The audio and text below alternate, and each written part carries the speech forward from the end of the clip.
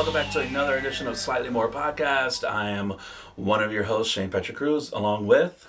Chris Michael, the other one of your hosts. Yeah. I might be looking a little... I said one of your hosts, right? Yeah, you did say that, yeah. I've been looking a little different because these quarantine snacky snacks got me getting a little fatty fat. We've been like baking things and like just so much time to cook now. I cannot work out at home. My girlfriend, she will work out at home, no problem. Like she prefers to work out at home. I'm like, if there's a TV in the same room I'm trying to do push-ups in, I'd rather just do that. You know what I mean? I can easily get... I mean, I have to like force myself like, all right, like I'm going to sit down and work and knock out all this work and then get around to stuff. But yeah, I feel like a hot piece of doo-doo the past week, honestly. Oh, wow. You got that Rona? No. I seriously think you had coronavirus. You think I had it, right? Yeah. I think I had it too. Yeah. Like a couple months, like a month and a half ago when you were like deathly ill but didn't have the flu. I never said I didn't have the flu. Well, that's right. You never knew because you never went to the doctor. I was sick, man. I was so sick. I've never been that sick before. I think you had it, man, to be really honest. I kind of hope I did. I think a lot of people probably had it that just didn't know it. Anyways. That's the whole point of this thing. Okay, we're not talking about the virus in this video. Sorry. So we're actually doing something really cool. Well, it's sort of related to the virus. What can you invest in right now and not financially? Where can you put your time and your focus? Listen, we're giving you the checklist because when the world of opportunity has just opened up to you, when that door got kicked down and you're in a new forest with a lot of trees to look at, which ones do you spend your time and attention on? Because I'm feeling that. I'm feeling the whirlwind of like, oh, I better get better at guitar, and I better, write a new show. And I did write a new show. Yeah. And I'm selling it. But anyway, so we're going to give you the step-by-steps, what we found to be the most important, also the most easy things that you can do right now. Yeah. Shane, kick it off. Yeah, so it's going to be kind of two sides of this. One is what to invest in your business, and then the other side of this is what to invest in yourself. Both are equally important during this time where you think you have... Here's the misconception, is that we're home, we're self-quarantined, right? And you're like, oh, I have so much time in the world, right? But you really don't. Because how you use this time now in the way that you look at the opportunity of during this time is going to make all the difference when all of this is finally over, which it will be at some point. We will get back to quote-unquote normal life at some point, and so do you want to be behind everybody at that point, or do you want to be slightly ahead? Because literally we're at a point right now where you can do the bare minimum in your business and still be slightly ahead, because most people are just sitting around figuring out like, oh, I guess I'll just like cook or like watch Netflix, Tiger King, which I still want to watch and haven't watched. Yeah, I don't even know what that is, but I've heard a lot about it. It looks so good. Here's what I want to say about that, though. If you are sitting around and you're not doing anything and you're not investing in yourself or your business right now, that is okay. Because we'll get into that. Yeah, we will that's definitely part get of investing in yourself. Yeah, for sure. That's something I needed to do a lot, And I've invested, a lot of sugar in my bloodstream along with caffeine and a whole bag of Doritos a day. So, Jeez. I needed that. All right, so let's start off with how to invest. What different things to invest in your business. Yeah, and let's start with the easy ones first, and we're going to give you the ones that we think you should definitely do, and ones that most people. Some of these you've heard before, but some of them we're going to give you some practical tips on them. Yeah. So first thing, very clearly, clean your props. Something. Yeah. You load them in your car. They're getting dinged up. A million people touch them every show. Just clean them, wipe them down, not even for your health, but the health of others, and because you want them to look good. Yeah. I can't stand when I see magicians with wrinkly silks and dirty backdrops. I've been that guy. Sometimes you can't help it. Like when I'm on tour, man. Yeah. When I'm at home, I'm sleeping. I wake up, I go do more shows. Yeah. But my pro tip for this would be to use a Mr. Clean Magic Eraser. They work really well on vinyl banners. They work really well on any metal. Like, for instance, my stage stand, any tables. They're going to get every little scuff and stain that you've tried to get out before, that you put all the muscle and elbow grease into. It'll get it out with, like, one little wipe. They're amazing. So, clean your props with the Mr. Clean Magic Eraser, disinfect them, and make sure they look good. You may not have the money to buy new props right now, so you could touch them up. Any black props that are dinged, maybe draw it in with a Sharpie. I do that a lot. promise you can't tell. Yeah. Do you have any prop cleaning tips? I'm sure that you probably do. No, mine aren't really prop cleaning tips because I don't really have a whole lot of props in a mind reading show. Yeah, easels. And I don't even use easels in my new show. Yeah. I think it's really just making sure everything is organized and ready to go. It's like, literally going through my show and going through all the, even because I'm using pads of paper, but I'm also using markers during that. So making sure the markers are good. Great time to cut movements out of your show. Like, you might be running to your case for a marker a lot, or you always do this pat down. It doesn't look professional. So, putting a little Velcro strip in the inside of your case on the lid and having a Velcro strip glued to your marker. Now you can just stick it in, pull it right out. So little things like that where you don't normally have the time or the energy. I will say one thing though. So one of the things, the new pad that I'm using is the spiral kind, and so when you rip it out, there's like the little bit that's left. So like going through that and making sure that you pull all those little, the little things that are torn at the top in the spirals, pulling those out so it looks neat, right? Yeah. Making sure it's not bent, like the front or back's not bent up. I had to reorder a bunch of books. Like I use some books for a book test in my show, and I'm looking at them. I'm like, I kind of like that they look real, but then I was at this high-end corporate event, and I'm like looking at the, when we were at Cambria, I'm like looking at the books, and I'm like, ooh, these kind of stand out more than they should now. So ordering some new books and stuff, something else I got to focus on. Yeah, just making sure your props look good. Yeah, because it's a reflection of you. Yeah, absolutely. And an extension of you. What's the next thing? The next thing I think would be this is something I'm definitely going to be doing, is scrubbing through my website. You've heard this before from other magicians and other websites right now. They say, make sure you're touching up your website, you're updating it with new photos, you're keeping the content up to date. I just think that a lot of magicians, especially they don't have anybody writing it for them, when I read their websites, they're not talking like we're talking now. Right. If you're reading your website and you say, oh, that's not how I talk to people on the phone, rewrite it, because there is a part in my website where I mention, have you ever, I'm not going to say the exact text, you could just go look it up, but it's like, ever been to an event that's supposed to be exciting but instead leaves your guests wanting to stick a fork in their eye? Learn more about how we can solve that. So it's things like that, and that's what grabs people's attention. And the more that they feel that they're having a conversation with you when reading your website, the more likely they are to connect with you and make that next step to make a phone call or an email. Just marketing 101 right there. Say what you mean, and I encourage you, take this time, read through your site and rewrite it. You're not going to come across as unprofessional unless you're swearing or anything like that. If that's your brand, do it. I know guys do it on their website.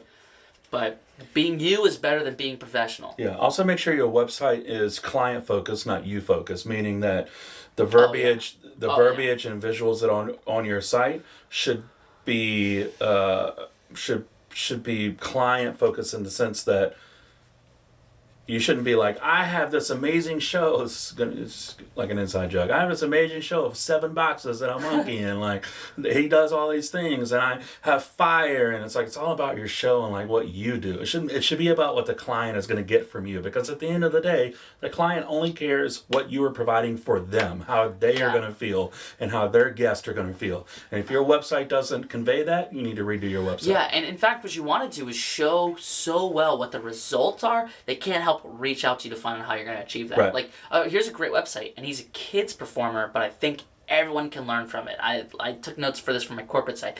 TheGreatZucchini.com. If you don't know Eric Noss, Great Zucchini, super prolific kids performer, great books on the topic.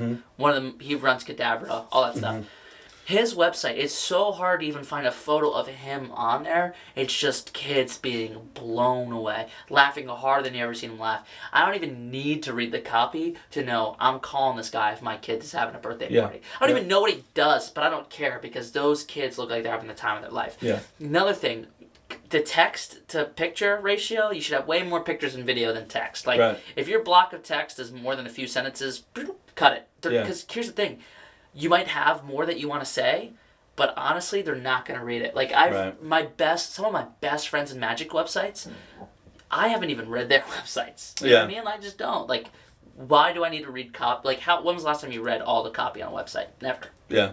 The other side of the digital things that you could do during this time to invest in your business is the social media aspect of it. So go through your Facebook. Do you have testimonials that you've gotten from clients that just haven't put on your website or Facebook? This now is a good time to do that.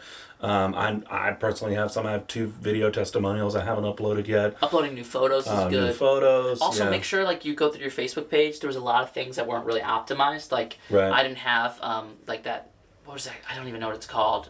Mitch Zeltzer talks about it, but actually Mitch Zeltzer has a book you could buy about how to up your social media game as an entertainer. Mm-hmm. It's mostly again focused towards the kids market, but you can take those tips, apply them everywhere. Right. That's something good to read. But yeah, make sure your profile is completely filled out. Make sure you have the right email, the right number, the right website on your Facebook profile. Are you posting on Twitter? Get on Yeah, Twitter. post on Twitter, Post yeah. on Twitter. I don't. Yeah. Shane tells me to post on Twitter all the time. I'm trying to get better about it. Anytime you have a funny idea or a thought or an emotion, pop it your phone. It takes 2 seconds or maybe 10 seconds. Type it up. Yeah, you really should be posting on Twitter like 6 to 8 times a day. And people overthink it. Like literally just, if you have a funny thought, like literally put that in there and then throw a couple of hashtags in there and then call it a day. Like you should be putting content out, but people just overthink it. That could be completely another episode, but yeah, post on that. So make sure the other thing is visually, this is great for marketing and it's great for SEO, is make sure that all of your social media and your website is visually connected. Make sure that, Facebook visuals match your website, which matches your Instagram. You make sure you don't have 2 separate websites. So like if, for instance, this is something, I don't know if you've done it, but I know that your Facebook is Chris Mike Magic, but one of your websites now is Chris Mike Entertainment. So if you try to connect those two, Google won't rank you for that because it's 2 separate things, right? So that's something that you guys can be thinking about as well. Is the website that is on your Facebook your main website page? So just these things, some housekeeping things for you when you're looking at all your digital stuff. I thought I would read through just to show you guys not to overthink the tweets, some examples, but I realized how stupid mine are. This is true. This really happened to me. I met the owner of my favorite milk company yesterday, and I said, "I love your milk," and he said, "Mine or my cows?" Just literally, and really good. When will they start making non-drowsy ZQL? Oh, that's good. That's a funny one. Yeah. You think Chick-fil-A, how funny would it be if Chick-fil-A was halal?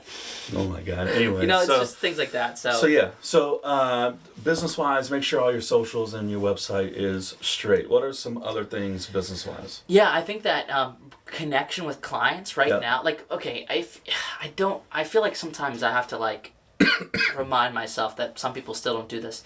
Connect. Like, who on LinkedIn have you performed for that you're not connected with? Mm-hmm. Connect with them. Send them a message. Console them. Tell them, hey, I know things are crazy. What can I do for you? Like, be genuine. Don't just say, what can I do for you, and not offer anything. Yeah, don't sell anything. It's important right now to try not to sell too much, right? Because everybody's going through a hard time right now. Try to provide value first, right? Be value driven. You don't want to come across as tone deaf. I had a guy call me. It was a text message I got today from, I don't even want to say a company. It was an auto repair place in Northern Virginia.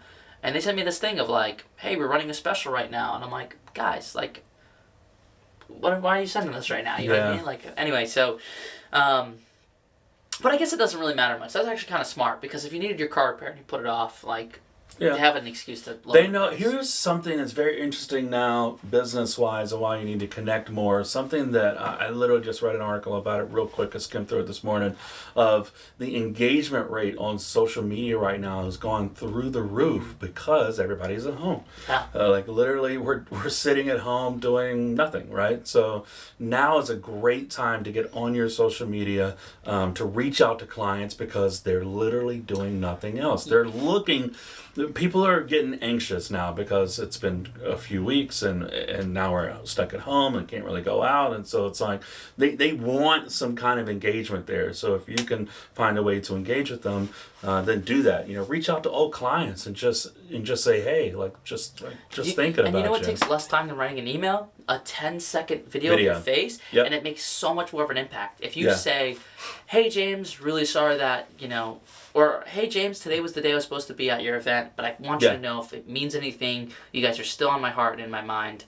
I know that work is the least of your worries right now, but Still here for you. Yeah. See you So later. yeah, the events that you've had cancel, because we've all had events cancel, the day that you were supposed to perform, send out a quick video. By the way, a great tip on how to make it seem like you don't have ulterior motives. Act like the point of the video, or you don't even have to act, just really do this, was to show them something funny or creative. Like, Yeah. Hey James, I know we had an event today. I just wanted to reach out and say, hey, but dude, while I have you, check this out. And you show them like a funny picture or a meme or an image, you know. Anyway, man, take care of yourself. See you later. Yeah. That's it. And it makes so much more of an impact. Yeah, absolutely. Yeah, reach out and connect. What else business-wise? I think that it's a good time to... I know I already talked about website stuff, but just in terms of like...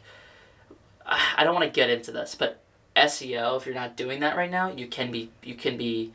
If you're redesigning your website and your text and all that, you can focus on putting some more keywords in there.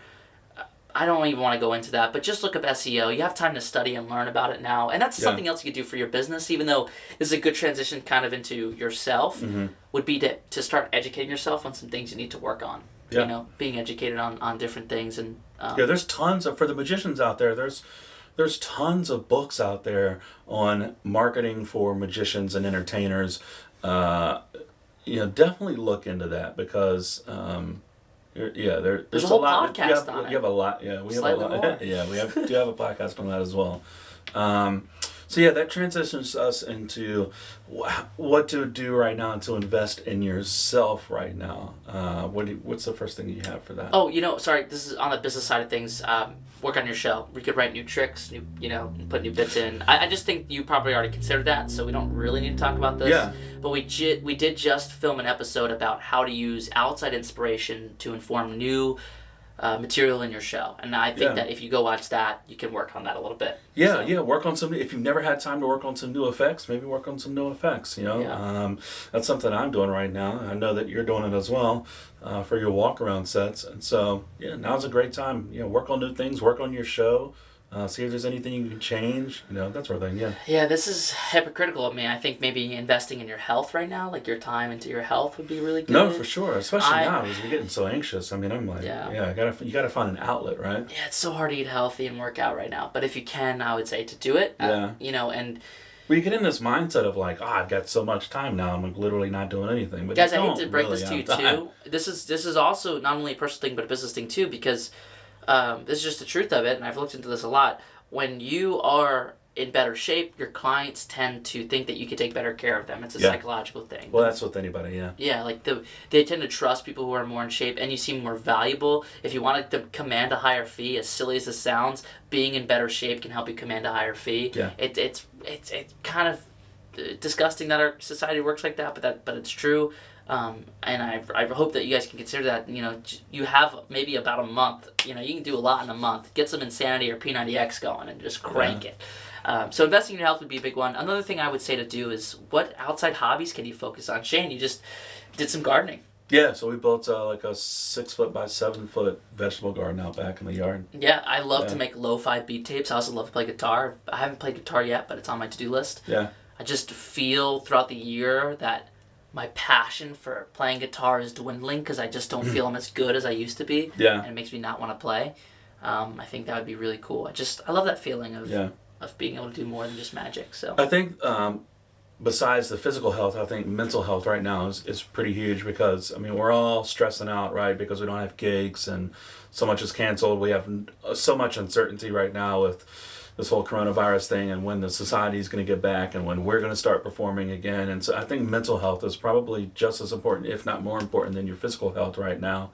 And so, something I used to do every single day that I don't anymore, that I really should get back to, is like meditating, and doing some visualizations, and doing some personal writing. And those are things that I will be implementing very, very soon. Because it's good for you. It's good for you to just relax and like take yourself away from everything that's going on right now and all the stresses, because I know, man. It can really get to you. Yeah. It can be overwhelming. Whenever your time changes, your structure of your time changes, it's time to implement new routines. And I think that part of this should also be in your relationships. So, Yeah. whether it's a romantic relationship or your friendships, I know that I get this immense amount of guilt from not seeing my friends throughout the year. I am constantly on the road, traveling. When I'm at home, I'm dealing with phone calls and emails. I have no time for my friends. And luckily, they appreciate that. Well, they don't appreciate it, but they respect it and they understand. I have been spending nonstop time calling my friends, playing games with them, like over, like online video games and stuff. Just making sure that I'm letting them know that I'm still there for them. And I hope that this shows that, like, I care about them. I didn't forget about them. My work, is the only thing really that holds me back. But even then, like, our bonds are still strong. And then romantic relationships, create new routines and habits that can keep you guys living in the same house. You're gonna be cooped up if you live with each other. Find some new routines that you guys can do. Maybe have something special that you do in the morning, or have a game that you play at night. Just try to make sure that it's. I guess what I'm trying to say is, when something happens in your daily structure and it changes and you have all this time that you didn't have before, restructure that time and come up with new routines. Right. Just temporarily. So. Yeah. Yeah, and lastly, I think it's okay to just not do anything. Like, it's okay to just relax and just be with yourself for a bit, and not work and just, I think we have this preconceived notion that we should be working constantly on things, but know that it's okay to sometimes just chill. Yeah. And that's going to do sometimes more good than anything.